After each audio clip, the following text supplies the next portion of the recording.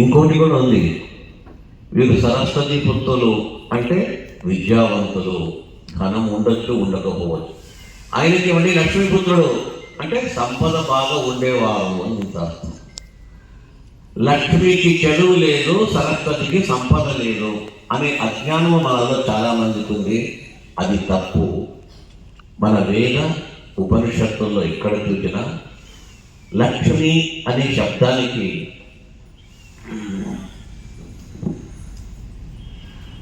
నాకు అర్థాలు లేకుండా మంచి పని చేశారు. చాలా భాగ్యము అన్నట్టయితే కూడా శ్రీ, భాగ్య, సంపద ఈ శబ్ద.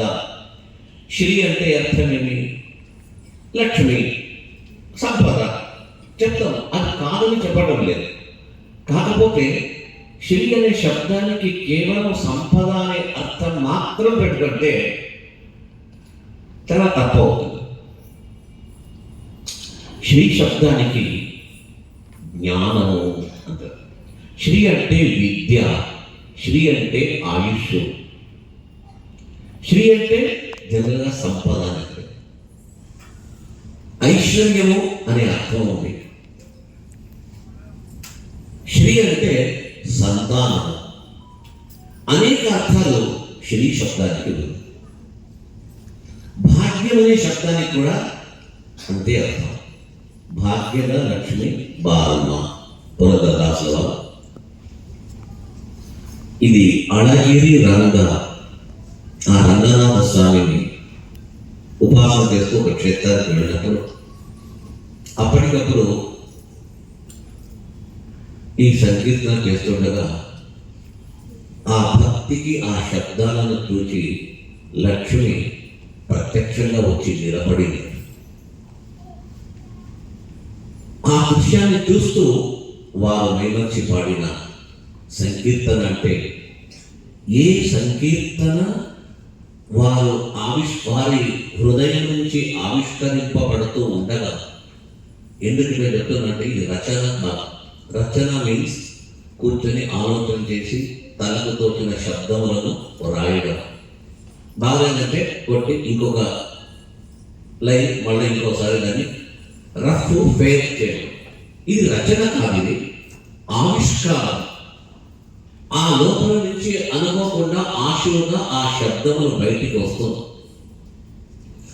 ఆ శబ్ద ప్రతిపాద్య దేవత అయినటువంటి లక్ష్మీయే సాక్షాత్కారం ఇచ్చింది. ఆమెను చూస్తూ పాడారు.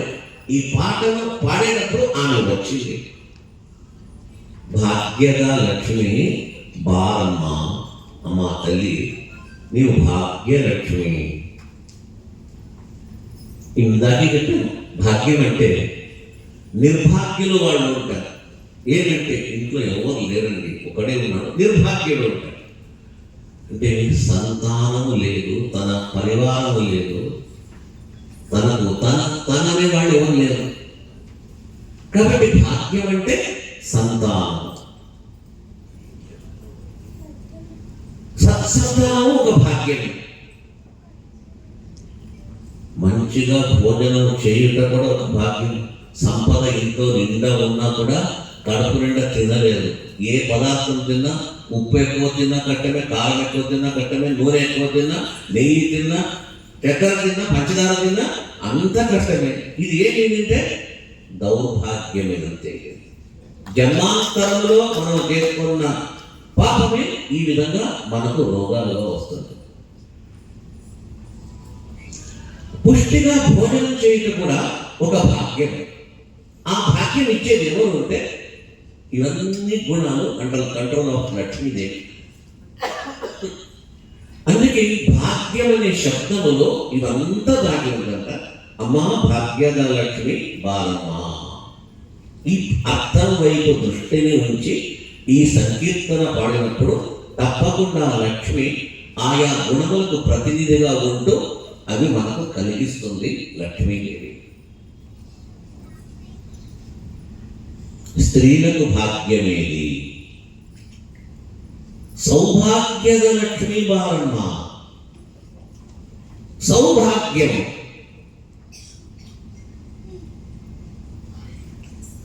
అంటే స్త్రీలకు కావాల్సింది పసుపు కుంకుమ. తన భర్త యొక్క ఆయుష్, ఆరోగ్యం, అలాంటి సౌభాగ్యమును ఇచ్చే వ్యక్తి ఎవరు? అనాది కాలము నుంచి అనంత కాలం వరకు ఏకప్రకారంగా ఉన్నటువంటి జగజ్జనని అయిన లక్ష్మీదేవియే సౌభాగ్య దాత్రి అని. అలాంటి స్త్రీలను ఏ స్త్రీలు భక్తికే పూజిస్తారో వారికి ఆ పసుపు కుంకుమ మాంగళ్య సూత్రం, మంగళ సూత్రములో ఒక బలాన్ని, పుష్టిని, శక్తిని చేకూరుస్తుందట ఆ తల్లి. కాబట్టి సౌభాగ్యద లక్ష్మి బారమ్మ. ఇలా ಹೆಜ್ಜೆಯ ಮೇಲೆ ಹೆಜ್ಜೆಯ ನಿಕ್ಕುತ್ತ ಹೆಜ್ಜೆಯ ಕಾಲಿನ ನಾದವನ್ನು ಓದುತ್ತಾ పరిగెత్తుకుంటూ రాకూడదట, నిదానంగా. స్త్రీల యొక్క నడకను శాస్త్రం ఎలా చెప్తుంటే సావకాశంగా రావాలి. ఒక్కొక్క అడుగు చూచి అడుగు పెట్టు. ఆ అడుగు పెట్టేటప్పుడు తన యొక్క కాళ్ళకు కట్టినటువంటి గజ్జెలు, ఆ ధ్వని భక్తుల ఆర్తము, భక్తులు ఎవరైతే కష్టాలతో కూడి ఉంటారో ఆ శబ్ద విన్యాసము చేత, ఆ శబ్ద ధ్వని శ్రవణము చేత భక్తుల యొక్క కష్టం పరిహారం అవుతుందట. ಗೆಜ್ಜೆಯ ಕಾಲವ ನಾದವ ತೋರುತ್ತ ಸಜ್ಜನ ಸಾಧು ಪೂಜೆಯ ವೇಳೆಗೆ మధ్యనివొలగిన వెండి గంట. ఆమె ప్రార్థిస్తే వస్తుందట లక్ష్మీదేవి. అందరికీ వస్తుందంటే లేదు. సజ్జన సాధు పూజ. సజ్జనులు అంటే అర్థమేమి? ఆ సజ్జన శబ్దానికి అంటే భక్తి మాత్రము కాదు,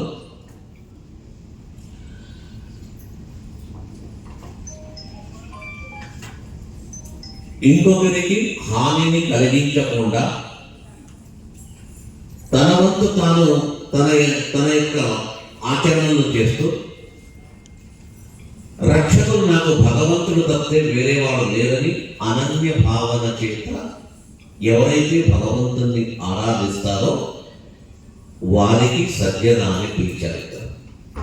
అలాంటి సాధువులు చేసే పూజకు ఈమె ఎలా వస్తుంది? లక్ష్మీదేవి ఎక్కడి నుంచో రావటం లేదు, అన్ని చోట్ల ఉంటుంది, మనకు అగుపించదు. అగుపిస్తుంది ఎలాగంటే మధ్యలోడైన వెండి అని. పెరుగు చిలికేటప్పుడు ఏమవుతుంది? నీళ్ళలో ఉండే వెన్న ఇలాగ పైకి వస్తుందో అక్కడే ఉంటుంది. ఆమె దర్శనం ఇస్తుందట వారి యొక్క పూజా సమయంలో.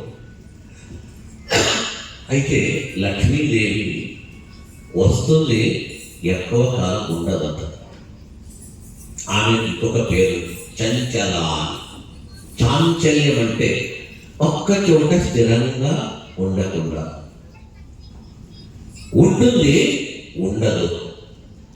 ఎవరి దగ్గర ఉంటుంది, ఎవరి దగ్గర ఉండదు. అంటే కేవలం సంపద కొరకు మాత్రమే లక్ష్మిని వాడుకుంటూ తర్వాత తనకు సంపద వచ్చిన తర్వాత లక్ష్మిని వదిలిపెట్టేసి నా పని అయిపోయింది అని చెప్పేసి తాత్సారం చేసిన వారికి, కేవలం లక్ష్మిని మాత్రమే ఆరాధిస్తూ లక్ష్మీపతి అయినటువంటి భగవంతుని, నారాయణుని ఆరాధించకుండా ఉంటే ఆమె కోప్పడుతుంటారు. నిజమైన భార్యాభర్తల దగ్గర ఉండగా ఎవరైనా వచ్చి మా ఇంటికి బంధువులు వచ్చి అమ్మ నీవు భోజనానికి రా అంటే పక్కన భర్త కూర్చొని ఉంటాడు, నీవు రావాలమ్మా మా ఇంటికి, సంతోషంతో పిలుస్తారు. ఆమె పోవడానికి సందేహిస్తుంది. పక్కన నా భర్త కూర్చొని నా భర్తతో అన్నని చెప్పలేదు, నాకు మాత్రం చెప్పారు, నేను ఎందుకు పోవాలని ఏదో కారణం చెప్పేసి ఆపేస్తాను. ఇంకా మనకే కాదున్నప్పుడు ఆ జగత్తునైనటువంటి లక్ష్మీదేవికి తన భర్తను వదిలేసి ఆమెను మాత్రం ఆరాధిస్తే ఆమె ఎలాగ మనకు ప్రతిస్పందన ఇస్తుంది? లక్ష్మి పతితో పాటు లక్ష్మిని ఆరాధించిన వారికి ఆ లక్ష్మి సర్వానుగ్రహం చేస్తుంది. ఆ వారి ఇంట కదలకుండా ఉంటుందట. దాన్ని చెప్తారు, అత్తిత్తగలనే భక్తరమణీయుడు నిత్య మహోత్సవ నిత్య సుమంగళ సత్యవతోరుత సాధు సజ్జనర చిత్తది పొడయువ పుత్తడేవండి అత్తిత్తగలిగితే అటు ఇటు కదలక. ఆమె ఎప్పుడు చూసినా కదిలి వెళ్ళిపోతుంటుంది. అటు ఇటు కదలక భక్తరమణయం నీ భక్తుల ఇంటిలో నిత్య మహోత్సవ నిత్య సుమం, నిత్యం ఏదో ఒక ఉత్సవం, నిత్యం మంగళకార్యం. అలాంటి కార్యక్రమానికి నీవు కార్యక్రమాన్ని చేయిస్తూ సాధు సజ్జనర చిత్తద వడయువ, చిత్తది వడయువ. అలాంటి సత్పురుషుల యొక్క చిత్తం అంటే మనస్సులో నీవు వికసిస్తావు. ఒక బంగారు యొక్క బొమ్మ వలె నీవు వారి ఇంట్లో ఎప్పుడు శాశ్వతంగా సంపద రూపంగా ఆ ఇంట్లోనే అక్కడే ఉండగలుగుతావు. నిన్ను ఏకచిత్తముతో నీ పతితో పాటు నిన్ను ఆరాధించిన వ్యక్తులను ఎప్పుడు కూడా వదిలిపెట్టవు నీవు. అలాంటి భాగ్యద లక్ష్మీవారమ్మ అని చెప్పి సమాప్తి చేస్తారు. ఇందులో ఒక్క అంశం చెప్పి నేను ముగిస్తాను. సాధు సజ్జనర చిత్తది పొడయువ పుత్తడి గొప్పే. దీన్ని పురంధరదాసులు ఇంకొక కీర్తనలో ఒక మాట చెప్తారు. మా సమయం అయిపోయింది, ఒకసారి మనం సూచించారు. అతని సంపద లెక్క పెట్టలేనంత సంపదలో ఉండేవాడు విరక్తి పొంది వదిలేసి కట్టుగుడ్డల పైన తన నగరాన్ని వదిలి విజయనగర సామ్రాజ్యానికి రాజధాని హంపి క్షేత్రానికి వచ్చి వ్యాసరాజేశ్వరులకు సాష్టాంగ నమస్కారం చేస్తే వాళ్ళు చూస్తారు, సరైన సమయానికి వచ్చాడు, ఇప్పుడే నన్ను సరిదిద్దుతాం అని అతన్ని అనుగ్రహించి పురంధర విఠలాన్ని అంకితనామం ఇచ్చింది. అప్పటి నుంచి ఆ సంపద వదిలిపెట్టి ఒక పూరి గుడిష తుంగభద్ర తెలుగులో నిర్మించుకొని గడవాలి కదా భోజనం. కొన్ని ఇళ్లకు ఒక ఉంచ వృత్తి అంట, ఒక జోళ కట్టుకొని వెళతారు. సంకీర్తన చేస్తూ స్పందించిన వారు బియ్యం పప్పు ఏదో ఒకటి వేస్తూ వస్తారు. రోజు ఇంత వస్తేది వచ్చి దాన్ని భార్య చేస్తే అవంతా తీసి వంట వండి నైవేద్యం పెట్టిన తర్వాత ఒకరికి ఆహారం పెట్టి వారు తినేవారు. ఇది వారి నిత్య జీవనం. ఇలా చేస్తూ ఒకసారి కృష్ణదేవరాయలు చూస్తారు. ఎలాంటి వ్యక్తి పూర్వ పరిచయం ఉంది కృష్ణదేవరాయలు పురంధరదాసు. ఆ రాజ్యానికి ఏదైనా అప్పు కావాలంటే అప్పు ఇచ్చేవారు ఈ పురంధరదాసు. పూర్వం ఈ దాసులు కావాలంటే మునుపుగా మహారాజు కూడా వాళ్ళు ఫైనాన్స్ అసిస్టెంట్ చేసేవాళ్ళు. వజ్రములు ముత్యం చూడడానికి ఏ వజ్రం నిజమైంది అని గుర్తుపట్టేవా ఈయన పిలిపించి ఆ వజ్ర అన్వేషణ చేయించేవారు. రాజు వస్తే తాను లేచి వెళ్ళి చేపట్టుకొని తెచ్చి కూర్చోబెట్టే వ్యక్తులు. అలాంటి వ్యక్తి ఈరోజు ఎందుకు భిక్షపడతాడు? అతని దారిద్రాన్ని నేను పరిహరిస్తానని అక్కడక్కడ ఇళ్లలో తానేం చేశాడు, బంగారు ముక్కలు ఒక్కొక్కరిలో ఒక 5-10 బంగారు ముక్కలు అలాగా 10 ఇళ్ళు అంతా వేస్తారు. మోయలేక మోసుకొస్తారు, ఇంటికి వేసేస్తారు. స్నానం చేసి పూజకు వెళ్ళిపోతారు. నైవేద్యం పెట్టాలి. కాస్త ఆలస్యం ఉంటుంది. ఎందుకు ఇంత ఆలస్యమైంది? దేవునికి నైవేద్య కాలం వచ్చింది కదా. ఏం చేయాలండి? బియ్యం పప్పుతో పాటు రాళ్ళు కూడా వేశారు. కాబట్టి ఆ రాళ్ళు ఏది బయటపడేసి ఉన్న బియ్యంతో వంట వండడానికి నాకు చాలా సమయం పట్టింది. అంటే వారికి రాళ్ళు బంగారం రెండు ఒకటేగా ఉండేది. అంటే వారికి లౌకిక సంపద పైన ఏ విధమైనటువంటి ఆసక్తి లేదు. అంత తల్లీనమై భగవంతుని దేహం మాత్రం వేరే ఉంది కానీ మనస్సు భగవంతుని వెళ్ళిపోయి మళ్ళా విషయానికి వస్తుంది. కృష్ణదేవుడు ఏమైనా ఇంత చేసినా రాకుంటే తర్వాత తెలుసుకున్నాడు, ఇతన్ని మనం ఏ దానం ఇచ్చేదా ఏం చేసినా కుదలేము, ఇతడు అవధూత అని చెప్పేసి సాష్టాంగ నమస్కారం చేస్తారో ఆ కృష్ణదేవరాయలు. ఈ విధమైనటువంటి ప్రవృత్తి పురంధరదాసులు అప్పుడు అదే సమయంలో ఒక రచన పురంధరదాసులు కృష్ణదేవరాయలు చెప్తారు. నమ్మ భాగ్య దొడ్డదా నిమ్మ భాగ్య దొడ్డదా, మా భాగ్యం గొప్పనా మీ భాగ్యం గొప్పనా, మీ భాగ్యం ఏది మా భాగ్యం ఏది, మీ భాగ్యం వచ్చిన వైదూర్య కావాల్సినటువంటి ముత్యములు రత్నములు అంతా మీ భాగ్యమే, మా భాగ్యము మెడలో తులసిమాల కమండలు, మాకుండే భాగ్యము అన్నట్టయితే జపమాల. ఇది మా భాగ్యము, అది నీ భాగ్యము. ఈ ఇద్దరి భాగ్యంలో గొప్ప భాగ్యం ఏది? మీ భాగ్యం నిమ్మ భాగ్య లక్ష్మి, నమ్మ భాగ్యం నారాయణ. మీ భాగ్యం లక్ష్మీదేవి, నా భాగ్యం నారాయణ. ఈ విధంగా ఇద్దరికి పోటీ పడింది. మీ భాగ్యం గొప్పనా మా భాగ్యం గొప్పనా, మా ఇద్దరు సమ్మతి ఇంద నావు నీవు సమ్మతితో ఇద్దరు కలిసి మాట్లాడుకుంటాం రండి. అప్పుడు ఒక కథ చెప్తారు. ఇలా జరుగుతూ ఉండిందట. ఎవరి భాగ్యం గొప్పది? ఒక ప్రవచనం జరుగుతూ ఉండిందట. జనాలు తండోపతండగా నారాయణుని విష్ణువు యొక్క మహిమకు ఆకర్షితులై ఆ ప్రవచనం చాలా బాగా ఉందని రోజు రోజుకు దినం పెరిగేవారు. నారాయణ పైకి కూర్చాడు. లక్ష్మీదేవి చెప్పాడు, చూడు నా భక్తులు చూడు, నా కథలో తల్లీనమైపోయారు, ఎంత చక్కగా వాళ్ళు వింటున్నారు చూడు, నా భక్తులు తెలుసా మీకు? లేదు, నా భక్తులు ఎప్పుడూ కూడా చంచలం ఉండదు. సగ భక్తి ఉండేవాడు మాత్రం చంచలం ఉంటుంది, వేరే వారికి ఉండదు. నేను చూస్తాను. లక్ష్మీదేవి ఒకరోజు ఏం చేసింది, అందరూ ఇట్లా ఉపన్యాసానికి వెళ్ళేటప్పుడు ఒకరోజు లక్ష్మీదేవి ఒక ఇంటి ఆవిడ తాను బయలుదేరాలా, ఇల్లు తాళం వేసుకొని ప్రవచనం వినాలని వెళతానని వస్తుంది. అంతలో గడ్డం శబ్దం వినిపించింది.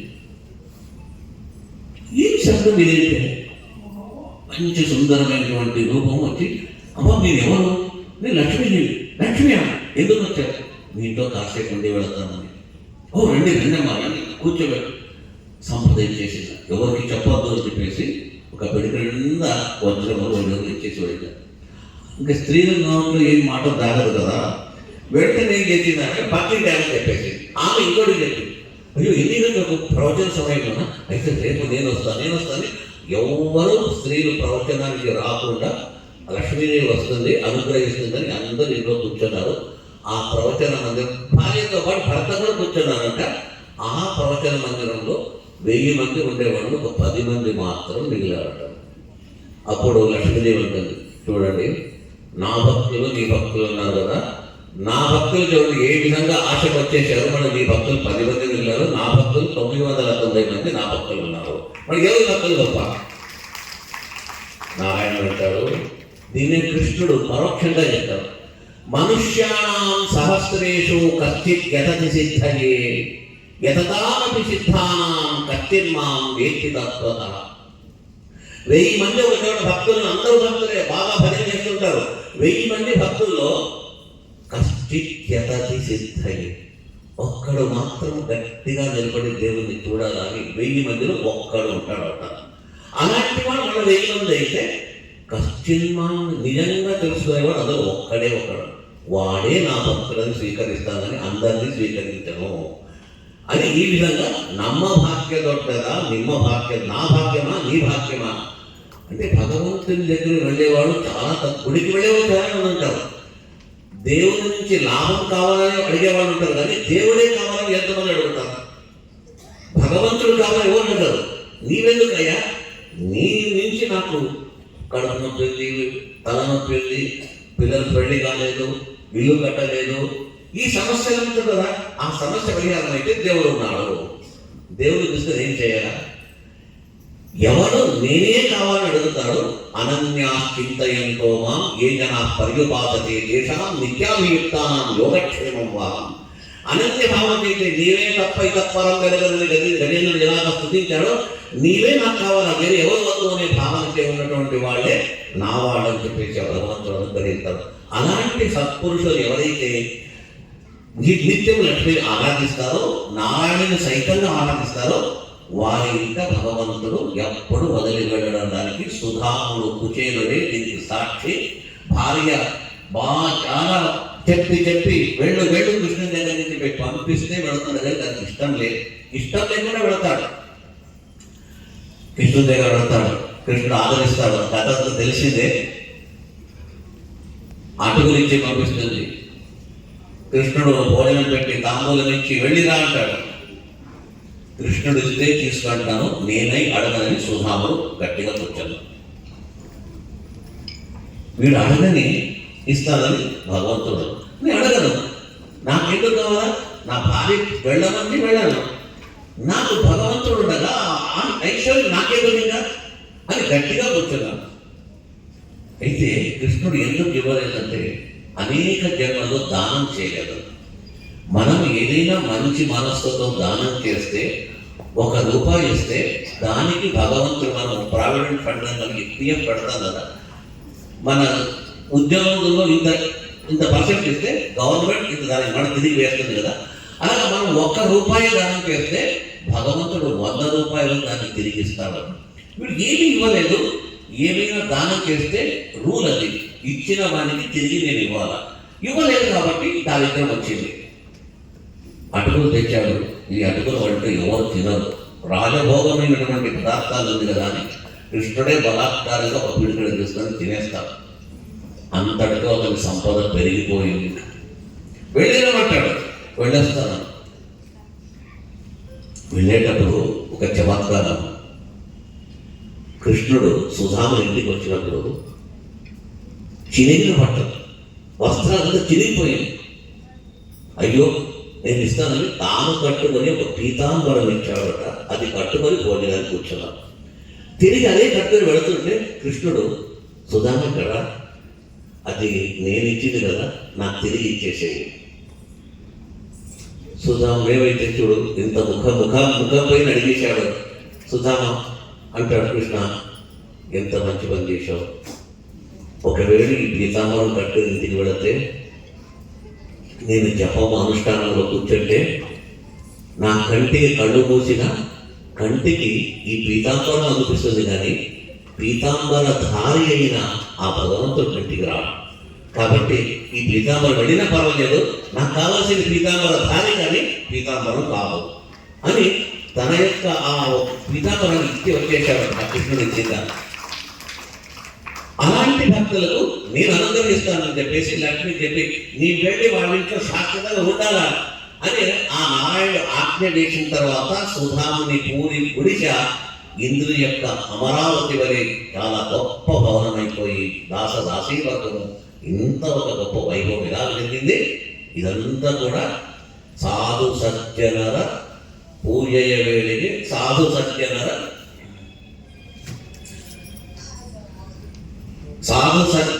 చిత్తది సత్యవతోరత సాధు సజ్జనర చిత్తది వడగొడేవ పుత్తడిగా. అలాంటి సాధు సత్పురుషుల యొక్క హృదయంలో ఎప్పుడు నువ్వు శాశ్వతంగా ఉండి వాళ్ళింట్లో ఎప్పుడు దారిద్ర్యం రాకుండా చూసుకోని చెప్పేసి ఎవరి అతను ఉన్నంత వరకు ఆ సంపద వాళ్ళకు ఉండింది. అలాంటి సంపద మనకు కావాలంటే ఆ మహానుభావులు వెళ్ళిన మార్గంలో మేము వెళితే మనకు కూడా అలాంటి సంపద కలుగుతుందని పురంధరదాసులు వారు చక్కటి తమ యొక్క కీర్తనలో వారు రచించి చెప్పించారు. దీన్ని ఈరోజు లక్ష్మీ వారము, లక్ష్మీ దినము, ఒక మహోత్సవం, వరలక్ష్మి వ్రతమని ఈరోజు ఆ లక్ష్మిని స్మరించడము ఎన్నో జన్మల భాగ్యం ఉంటే స్మరించడానికి మనకు లభిస్తుందని పెద్దలు అంటారు. జగజ్జననైన ఆ తల్లి యొక్క స్మరణ చేసినందువల్ల, ఈ స్మరణ చేత మాకు మాత్రం కాదు, మా ఇంట్లో ఉండే మా పిల్లలు, భార్య, పిల్లలు ఎవరున్నారు అందరికీ కూడా ఈ సౌభాగ్యము, ఈ సంపద అందరికీ కలగాలని చెప్పేసి ఆ భగవంతుని లక్ష్మీనారాయణ ప్రార్థిస్తూ ఈ 2 వాక్యములను ఆ లక్ష్మీ నారాయణ యొక్క చరణాలలో సమర్పిస్తూ ఈ చక్కటి కార్యక్రమాన్ని నిర్వహించి 7 రోజులు చక్కటి